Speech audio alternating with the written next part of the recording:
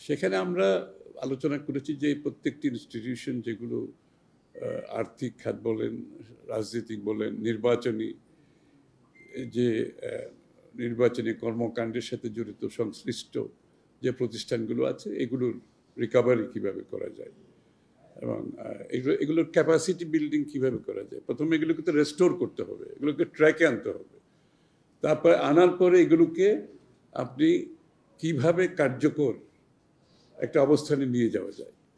তো তারা তাদের পক্ষ থেকে সহযোগিতার আশ্বাস দিয়েছে যে রাষ্ট্রীয় প্রতিষ্ঠান, বিশেষ করে অর্থনৈতিক, রাজনৈতিক এবং সাংবিধানিক যে প্রতিষ্ঠানগুলো আছে এগুলোকে ক্যাপাসিটি বিল্ডিং করার জন্য তারা তাদের সহযোগিতার কথা বলেছে।